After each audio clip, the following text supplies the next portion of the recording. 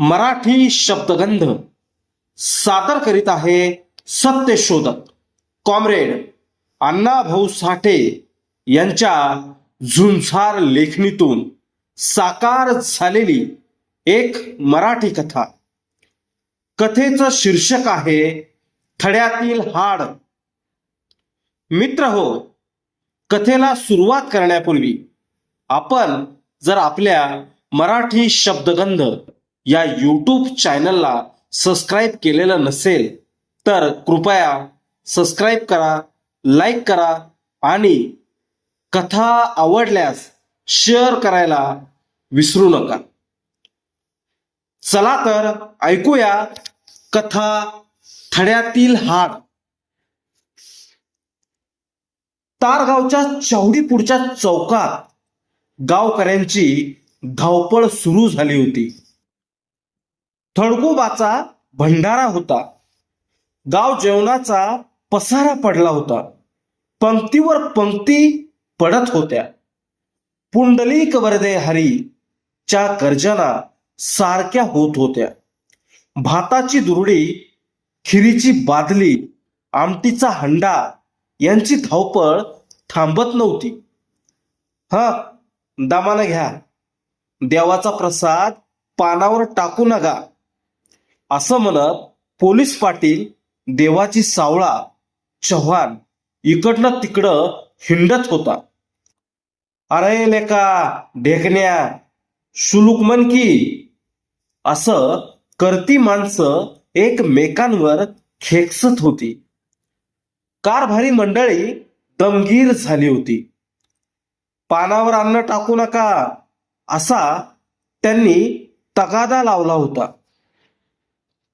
चौकाच्या डोकीवर तोरणं भिरभिरत होती. चावडीपुढं एक जुनं थड होतं. त्यावर केळीचे खुंट उभे करून मांडव घातला होता. थड्याच्या एका देवळीत मंद निरांजन जळत होतं.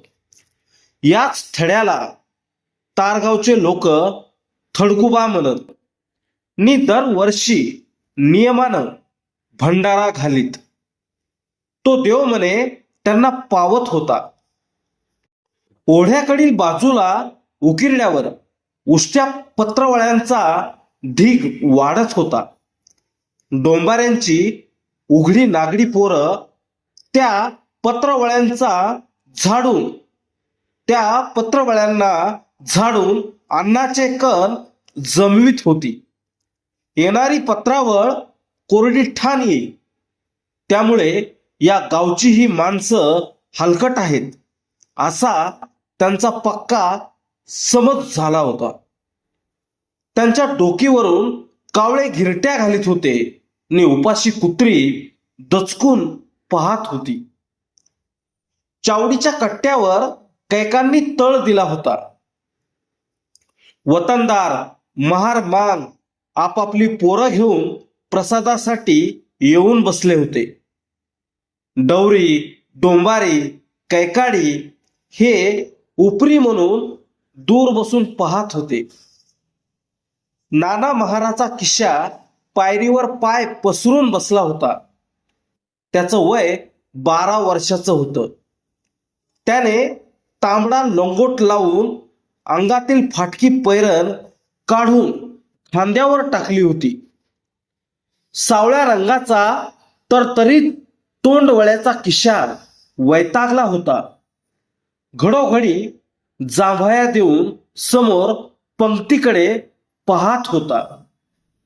कांडदार पोर तळमळत होतं. त्याचे पाणीदार डोळे खिरीच्या काहिलीवरून फिरत होते. पंक्तीचं लटांबर संपत नव्हतं. त्यामुळे तो चिंतातूर झाला होता. ही माणसं भडवी सारीच खीर खाऊन संपवतील अशी त्याला धास्ती वाटत होती.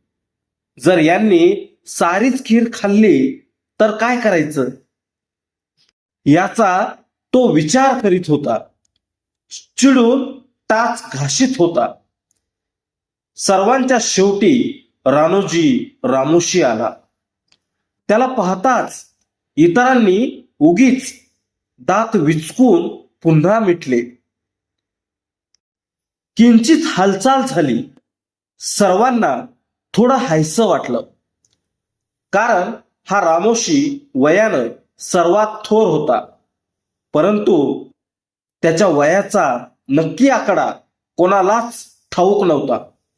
80-90 तरी नक्की, असं कित्येक छातीला हात लावून सांगत. नी तेच मत रामोजीचं होतं. त्याच्या सणसणीत मिशा कानापर्यंत ताठ होत्या.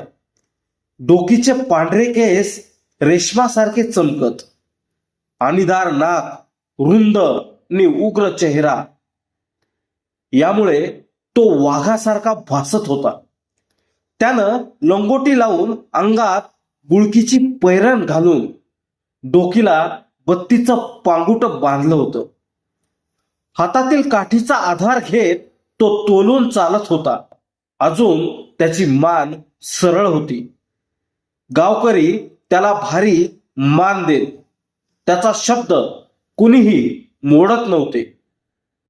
किशाची ती चुळबुळ लक्षात येताच रामोजी गंभीरपणे म्हणाला, "कुणाचा रे तू?" "नाना महाराजचा." समोर पंक्तीकडे पाहत किशा म्हणाला, "मग लेका तोंडकाई चुकतूस." नाईकानं थट्टा केली. तसा किशा तिरस्कारयुक्त स्वरात म्हणाला, "अगा जांभया येतात नव? अरे मग भाकरी खाऊन नाही का यायचं?" रामोशानं प्रश्न केला आणि किशा म्हणाला, "घरची भाकरी खाऊन इकडं का कशाला यायचं? का हे माणसं किती खीर खात्यात ते बघाय." हे ऐकून रामोजी हसला. सूर्य वरती कलत होता. किरण पिवळी झाली होती. गावकरी येऊन खीर चापून नि चावून खात होते. महार मांगांची पोरं खुदकत होती. किशा तर मनातल्या मनात ईर्षाल शिव्या देत बसला होता. एका मांगाला राहवलं नाही. तो रामोजीला म्हणाला, "नाईक, आमची दात कवा लागायची? हे असंच हाय, ज्याच्या हाती ससा त्यो पारधी." नाईक जळजळीत स्वरात म्हणाला, "या गावात न्याय नाही." हे ऐकून साऱ्यांनी माना डोलवल्या. थोडा विचार करून रामोजी पुन्हा म्हणाला, "इमानदारीची दुनिया नाही ती नाही. एक भानगड आहे का, सांगू का?" "बोला." "हं, सांगा. पंक्ती संपत्यात तवर बोला." सर्वांनी कबूल करताच रामोशानं एक कथा सुरू केली. ती अशी: पुष्कळ वर्षापूर्वी तार गावावर एक भयंकर संकट आले होते. त्यावेळेच्या बजाजी पाटलानं दौंडी देऊन सारा गाव चावडीवर जमवला होता. झाडून माणूस त्या चौकात बसला होता. मांग, महार, रामोशी यांनी एक बगल धरली होती. मोठमोठे सावकार, गुजर, मारवाडी, पाटील, इनामदार म्हणजे एकूण एक येऊन खिन्न चेहरे करून बसले होते. सर्वांच्या डोळ्यापुढे मृत्यू थैमान घालीत होता. मल्या धनगराच्या बंडानं गावच्या तोंडाचं पाणी पळवलं होतं. 7,000 रुपये खंडणी दिली तर ठीक, नाहीतर तारगाव जाळून राख करू, असा मल्ल्या धनगराचा निरोप आला होता. 2 दिवसात रक्कम आली नाही तर शिक्यांची सुई वाचू देणार नाही, या सांगाव्यानं गाव भांबावला होता. प्रत्येकाच्या डोळ्यापुढं मल्ल्या धनगराची उग्र मूर्ती वावरत होती. काय काय जळणार, कसं जळणार याचाच लोक विचार करीत होते आणि कोणीच बोलत नव्हते. शेवटी बजाजी पाटील म्हणाला, "हं, बोला. 7,000 रुपये देऊन गाव राखायचा का राख करून घ्यायची, काय ते ठरवा. हे ऐकून एक मोठा जमीनदार भाऊराव उठून म्हणाला, गावावर वर्गणी बसवून रक्कम उभी करून मल्लूकडे भरावी. आमची वर्गणी कधीही घेऊन जावी. आम्ही वर्गणी देणार नाही असं मांगा महारांनी स्पष्ट सांगून काखा वर केल्या आणि लक्या रामोशी उठून तावाने म्हणाला, आमच्याकडं बळ हाय, पैका मात्र नाही. नि खंडणी भरणं नामुष्कीची बाब हाय. आम्ही खंडणी देणार नाही. मग काय देणार? भूपतचंद वाण्यानं वैतागून विचारलं. तसा रामोशी चढत्या सुरात म्हणाला, पैका देणार नाही, तो आमच्यापाशी नाही. आम्ही आपला जीव देऊ. हाय कबूल? नाही खासा बोल केला. रायनाक महार उठून म्हणाला, खंडणी का द्यायची? लढाई देऊया. येऊ दे बंड. अरे पर बंड आल्यावर अडवणार कोण? एक मोठा सावकार ओरडला. तसा लखू मांग उठला. त्यानं खाडकन शटू मारून सांगितले, येऊ दे, आम्ही अडवतो. त्यांच्यापाशी काय तोफखाना नाही. नि पळून मरण टळत नसतं. पळून मारण्यापरीस टाचावर मरूया. वारे मारणार. इनामदार ओरडला, एका दणक्यात मराल तुम्ही, नि लूट होईल आमची. तुमचं आहेच काय? खोपट जाळतील. परंतु आमचे वाडे, त्यांचं काय? मल्लूनं किती गावं जाळली लक्षात आहे का? खंदाडीभर बोलून जाल नि मरू आम्ही, हे काही नाही. रक्कम भागवा. आम्ही पळणार नाही. रायनाक महार सर्व शक्ती एकवटून म्हणाला, खंडणी भरायची नाही. आम्ही पळणार नाही. बेल भंडार उचलून जीव देऊ. तुमच्या जीवाची काय किंमत आहे? भूपतचंद म्हणाला, तुम्ही मराल, परंतु आम्ही साप बुडू, मरू. ऐका मंडळी. शेवटी बजाजी उठून सर्वांवरून आपली करडी नजर फिरवीत म्हणाला, मांग महार रामोशी जे म्हणतात ते खरं आहे. खंडणी भरून आपेश घेण्यापरास लढून मरणं बरं, असं माझं बी मत आहे. जर आम्ही करती माणसं मेलो तर नाव होईल. नि जगलो तरी बी सारा वारणाखोरा दुवा देईल. आगाजा गाजेल. मेलो तर गावासाठी, रायनाक म्हणाला. आणि जगलो तर मानानं जगू, लखू मांग बोलला. मरणामोहर पळून जाणारी आमची अवलाद नाही. सख्या रामोशी डिरकताच सर्व धनवान खवळून उठले. ते ओरडले, खुशाल मरा लेकांनो, आम्ही निघालो तालुक्याला. मरण काय खेळ आहे? तुम्ही मराल, परंतु इतरांचं काय? आमचं काय होणार? कडाक्याचं भांडण होऊन बैठक उठली. सर्व श्रीमंत कामाला लागले. त्यांनी गाड्या झुंपून आपली मुलं बाळ दौलत रातोरात हलवली. रात्रीची पळापळ पाहून इतरांचा धीर खचला. गोरगरीब हवालदिल झाले. परंतु बजाजीनं लोकात आग पेटवली आणि तयारी केली. तरुण मुली परगावला पाहुण्या घरी रवाना केल्या. बायका पोरं आपापल्या नातलगाकडे पाठवली. सारा गाव झडझडीत होऊन सज्ज झाला. दरोडा येणार हाय, मदत करा, असं पाटलानं सरकारात कळवलं आणि मदतीची वाट पाहत राहिला. परंतु उत्तर आलं नाही. अखेर ती रात्र आली. आज चंद्राची 6वी घडी होती. सर्वत्र सामसूम झाली होती. गावच्या गल्ल्या धगधगत होत्या. माणसं जीवावर उदार होऊन नाक्या नाक्यावर बसली होती. बोळाबोळानं हत्यार चमकत होती. गावात शिरणाऱ्या तिन्ही पांदी रोखल्या होत्या. मावळतीची वाट सख्या नाईकानं दाबली होती. उगवतीकडं लखू मांग उभा होता. खुराड्या एवढ्या उराड्याचा मांग मुसमुसत होता आणि लक्ष्मीची पांद रायनाक महारानं रोखली होती. पुरुषभर उंचीच्या विटा काढणी लावून महारानं हातात घेतला होता. विट्याची काढणी उजव्या हाताला खटवून तो तयार होता. चावडीपुढं निवडक माणसं घेऊन बजाजी पाटील हल्ल्याची वाट पाहत होता. तो आपली नंगी तलवार खाली ठेवीतच नव्हता.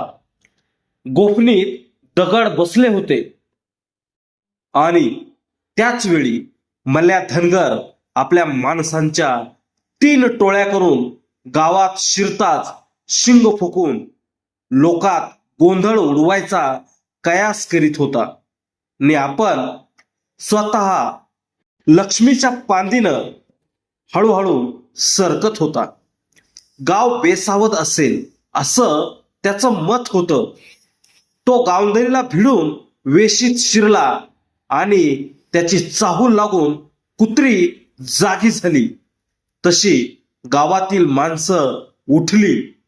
चावडीपुढचं हत्याराचं बुचाड विस्कटून पाटील ओरडला, सावध. त्याबरोबर मल्ल्यानं घाई केली आणि शिंग फुंकलं.